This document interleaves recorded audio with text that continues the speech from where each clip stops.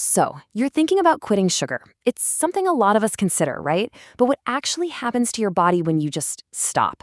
We're going to walk through that very first day, that initial 24-hour period, which, believe me, is a surprisingly wild ride for both your body and your brain. And to really get it, we have to start right here. Dr. Young from the Cleveland Clinic puts it perfectly. Sugar is addicting, and it sends you on a roller coaster. You know, that single idea, that up and down, thrilling but kind of scary ride, it perfectly captures the experience we're about to break down hour by hour. Okay, so before we even start the clock, let's talk about the starting line. Why is quitting sugar so ridiculously hard in the first place? Well, if you can understand the why, it makes navigating the how a whole lot easier. And it all begins with the reward system deep inside your brain. Think of it like this. When you eat something sugary, it's like setting off a burst of fireworks in your brain. It triggers this flood of dopamine, that famous feel-good chemical. And what's really wild is that this is the exact same chemical pathway that gets activated by addictive substances. It creates this powerful, pleasurable memory that your brain immediately says, hey, let's do that again.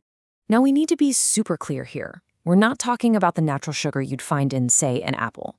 We're zeroing in on added sugars. You know, the kind in sodas, candy, and processed foods. They hit your system fast, with no fiber to slow them down, and that's what causes that massive dopamine spike, the big, thrilling climb on the roller coaster. The sugar in fruit comes with fiber and nutrients, which makes the whole ride much, much gentler. All right, the clock is officially ticking.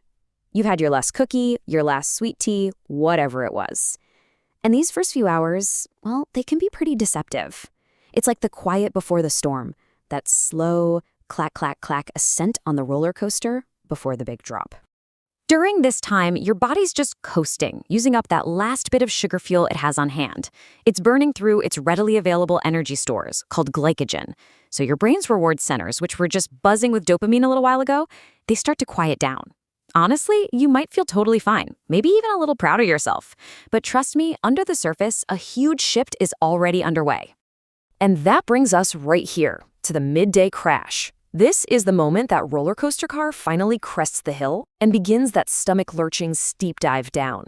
For most people, this is when the physical reality of sugar withdrawal really starts to hit home. And this is the question pretty much everyone asks themselves around this time. One minute you're working, you're doing your thing, and the next you feel like you've been hit by a bus. Let me tell you, this is not just in your head. It's a very real physiological response that some people actually call the sugar flu. The classic symptoms can hit hard. We're talking a throbbing headache that just won't quit. A fatigue so deep, it feels like you haven't slept in a week. You might get these waves of nausea, feel dizzy, or even notice your muscles are aching for no reason. It's just a completely miserable, full-body experience. So what in the world is going on here?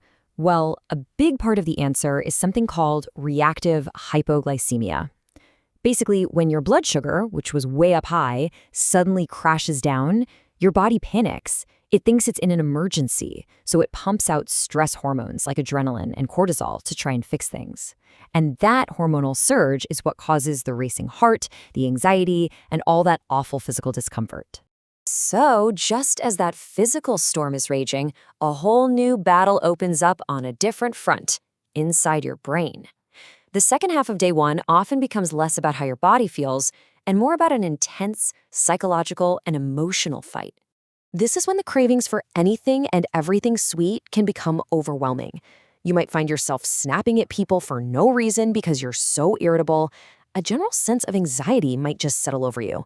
And trying to focus? Forget about it. That brain fog is real. And then, to cap it all off, you try to go to sleep and your brain just won't shut off. And that brain fog? It's not just some vague feeling. It's a direct result of your brain's fuel supply being disrupted. Your prefrontal cortex, think of it as the CEO of your brain, in charge of focus and decision-making, is super sensitive to glucose. When that fuel becomes unreliable, its ability to do its job is seriously impaired. And why do those cravings feel so powerful, so impossible to ignore? Well, to put it into perspective, there was a famous study where rats, given the choice between sweetened water and intravenous cocaine, 94% of them chose the sweet water. That's how potent the reward from intense sweetness can be. And that's the kind of primal force you're up against in these later hours. But then, you do it.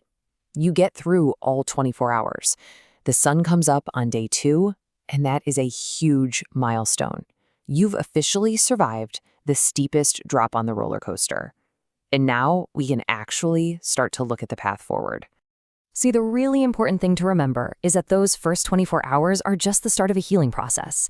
This timeline gives you a roadmap. After that initial struggle, your brain starts to recalibrate. It's amazing. It actually learns to use a new kind of fuel called ketones, which are made from fat. After a week or so, mental clarity starts to come back. And over a few weeks, your mood and your ability to focus start to stabilize. That first day, it's basically the price of admission for this incredible adaptation. Which, of course, brings up a very important question. After hearing about that whole ordeal, you might be thinking, does it really have to be that intense? Is going cold turkey the only way? And the answer, for a lot of people, is a definite no. There are other, much gentler ways to go about this. Here's a gentler path, which is all about tapering down instead of just quitting abruptly. The whole idea is to slowly retrain your taste buds while managing those cravings strategically. So instead of ditching the sweetener in your coffee all at once, you just cut back by half. The next week, maybe you try it unsweetened. You add more fiber and protein to your meals to keep your blood sugar stable. This way, you let your body and brain adapt gradually, and you get to skip that massive shock to the system. So let's end with this thought. That first really difficult day is a biological reaction. It's just your brain chemistry going haywire. But every single day after that, that's your response. It's about the choices you make, whether you decide to power through it or maybe choose a gentler path. The power shifts from an automatic reaction to your conscious response. So the only real question left is, what will yours be?